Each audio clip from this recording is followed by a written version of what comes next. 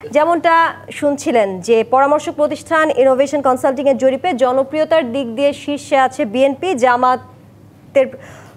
জামাতের পজিশন আছে দ্বিতীয় নম্বরে এবং এনসিপিকে পেছনে ফেলে পতিত আওয়ামী লীগ তৃতীয় অবস্থানে রয়েছে। এখনো প্রায় 4 মাস বাকি নির্বাচনের। আপনার কি মনে হয় আগামী নির্বাচনে কি এমন ফলাফল হওয়ার সম্ভাবনা আছে? আপনি এই জরিপকে কিভাবে দেখছেন? দেখেন, জরিপ তো জরিপই। একটা জরিপকে কাউন্টার করতে গেলে আরেকটা জরিপ লাগবে। মতামত দিয়ে তার জরিপকে কাউন্টার করা যাবে না। একজন নিয়েছেন, স্যাম্পলিং করেছেন, বিভিন্ন জায়গা থেকে নিয়েছেন, কোন এলাকা থেকে নিয়েছেন, সেখানে আমাদের দেশে কিন্তু জোন ওয়াইজ পপুলারিটি ডিফারেন্স আছে। দেখবেন স্যাম্পলিং যদি আপনি এক জায়গা থেকে করেন তাহলে এক ধরনের মতামত পাবেন, অন্য ডিভিশনে যান অন্য ধরনের মতামত পাবেন। ফলে আমি কোনো জরিপকে নেগেট করার পক্ষে না, আবার কোনো জরিপকে অ্যাবসলিউট করার পক্ষে না। এবং আগামী নির্বাচনের আগে আর এরকম অনেক জরিপ হবে। কে সবচাইতে বেশি এনকাম্পাসিং জরিপ করতে পারবে এটার উপর নির্ভর করবে রিপ্রেজেন্টেটিভ জরিপ হবে কিনা। আর সেকেন্ড কথা হলো, এই জরিপে যে প্রশ্নগুলো আসছে আমার বিবেচনায় দেখবেন এখানে একটা আইটেম আছে যে 65% মানুষ মনে করে যে তারা যোগ্য ব্যক্তিদেরকে ভোট দেবে। এই নির্বাচনে দলীয় প্রভাবের চাইতেও ক্যাপেবল প্রার্থীকে দিতে পারছে, এটার উপর অনেক কিছু নির্ভর করবে বলে আমার কাছে মনে হয়। শুধুমাত্র প্রতীককে ভোট দিবে বলে এটাও আমার কাছে মনে হয় না।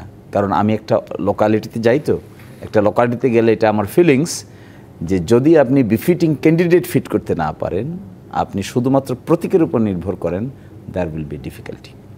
ফলে যে দলেরই জনপ্রিয়তা থাকুক, কম হোক বেশি হোক, আগামী 4 মাসে কে কার সঙ্গে জোট করবে, কে কার সঙ্গে জোট করবে না, কে কোন পন্থা অবলম্বন করবে, কার সাথে কে যাবে না যাবে, এই ক্যালকুলেশন কিন্তু এখনও ফিটিং হয়নি। এই ক্যালকুলেশনের উপর ভিত্তি করে অনেক জরিপের রেজাল্ট পরিবর্তন হবে। আর আজকে যেটা বের হয়েছে 115টি প্রতীকের তালিকা দিয়েছে, সেখানে নৌকা প্রতীককে স্থগিত রেখেছে। ফলে একটা মেসেজ পাওয়া যাচ্ছে যে ভোটার তো আছে, মানুষ তো আছে, তাদের এটা কোন দিকে যাবে, কি ধরনের, এটা কি আসন ওয়াইজ হবে নাকি ইন ইটস এন্টায়ারিটি সেন্ট্রাল মনিটরিংয়ের সিস্টেমে হবে, এটাও একটা বিরাট প্রশ্ন দাঁড়াবে। শেষ পর্যন্ত ডাকসু জাকসু বলেন, এগুলোকে দেখে আমার কাছে মনে হয়, this is my observation, maybe wrong maybe true, on the basis of the observation, এটা আমার কাছে মনে হয় যে আগামী নির্বাচনে কে কী ধরনের প্রার্থী দিচ্ছেন, they must be very careful.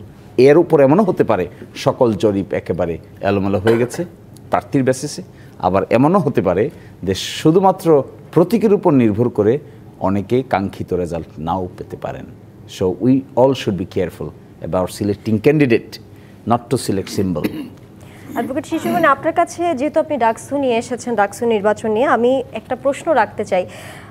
যেহেতু আপনি জানেন জরিপের ফলাফল অনুযায়ী গত মার্চে যেখানে আওয়ামী লীগের সমর্থন 14% দেখাচ্ছে, সেখানে সেপ্টেম্বরে এসে তা 4% বেড়ে 18% দাঁড়িয়েছে। গতকালকে আমাদের রাজকাহন স্টুডিওতে আমাদের একজন অতিথি এসেছিলেন, তিনি বলেছেন যে আওয়ামী লীগের সমর্থকরা বিএনপিকে না জেতানোর জন্য জামায়াত ইসলামীকে সমর্থন দিচ্ছে এবং যার ফলে দেখা যাচ্ছে যে তারা মনে করছে যে অন্য দলকে তারা পছন্দ করে না দেখে তারা জামায়াত ইসলামীকে এগিয়ে রাখতে চায় এবং তিনি এটাও মনে করছেন ডাকসু নির্বাচনে এর প্রতিফলন ঘটেছে। আপনার কাছে আমার প্রশ্ন, আপনাদের জনগণের কাছে পৌঁছানোর জন্য সমর্থন কি বেড়েছে নাকি অন্য দলকে পছন্দ করে না দেখে আপনাদের প্রতি সমর্থক তারা এগিয়ে আসছে সমর্থক হিসেবে, নাকি দুটার মিশ্রণ? আপনি যেগুলো বললেন যে অন্য দল নাই সেই জন্য বাড়ছে, এগুলো কার্যকারণ। রেজাল্ট হলো বাড়ছে না কমছে, এটা রেজাল্ট। আর বাকিটা হলো কারণ, কি কারণে বাড়ছে। শূন্যতা তৈরি হয়েছে তাই বাড়ছে কেউ বলবে, কেউ বলবে একটা বৃহৎ পলিটিক্যাল পার্টি সিনে নাই তাই বলে বাড়ছে, কেউ বলবে ভালো কাজ করছে তাই বাড়ছে, কেউ বলবে ভালো ক্যান্ডিডেট সিলেক্ট করছে তাই বাড়ছে। এই কার্যকারণগুলোকে আপনি একটাই কোয়েশনে দাঁড় করানো তো is very difficult, very difficult. তবে definitely this is one of the factors. বাংলাদেশে আওয়ামী লীগের অনুপস্থিতিতে যে ধরনের, বাংলাদেশের ভোটার তো অনুপস্থিত না, পিপল আর দেয়ার, তাহলে ভোটার তো ইজ দেয়ার। যেখানে অনুপস্থিত কি, অনুপস্থিত হলো একটা স্ট্রাকচারাল লিডারশিপ অনুপস্থিত, এবং স্ট্রাকচারাল লিডারশিপের মধ্যে যারা অফেন্স করেছেন দে আর ইন ডিফিকাল্টি। তাহলে ভোটার কোথায় যাবে? তাদের তো ভোট ব্যাংক আছে, বাংলাদেশের বিভিন্ন জায়গায় স্পেসিফিক ব্যাংক আছে। এখন এটা কে অ্যাট্রাক্ট করবে? আপনি দেখবেন, আমি গ্রামে গিয়ে যেটা দেখি, পার্টিকুলার কোনো দল অ্যাট্রাক্ট করতে পারছে না, আমি অন্তত 18টা আসন দেখেছি যেগুলোতে আমি নিজে সফর করেছি, অন্য একজনের সঙ্গে সফর করেছি।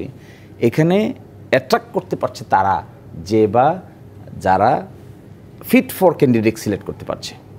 এখন এই ফিট ফর ক্যান্ডিডেট যদি বিএনপি সিলেক্ট করতে পারে তাহলে বড় একটা অংশ উইল গো উইথ দেম। এই ফিট ফর ক্যান্ডিডেট যদি জামাত ইসলামী সিলেক্ট করতে পারে বিরাট এক অংশ উইল সাপোর্ট দেম। আমি আম জনতার কথা বলছি, জনগণের কথা বলছি। বড় এক অংশ যদি ফিট করতে পারে অন্যান্য রাজনৈতিক দল তাদের সঙ্গেও যাবে। এখানে যদি সিলেক্ট করতে কেউ ব্যর্থ হয়, এখানে সবাই হোপ দেখতে চাইতো যাকে সে ভোট দেবে, যাকে সে ভোট দেবে সে কি আসলে বিজয়ী ক্যান্ডিডেট কিনা, কন্টেস্টিং ক্যান্ডিডেট কিনা, এটার উপরে আমরা আওয়ামী লীগের সমর্থন এই যে উল্লেখযোগ্য হারে বেড়েছে, আবারও আপনার কাছে আসবো।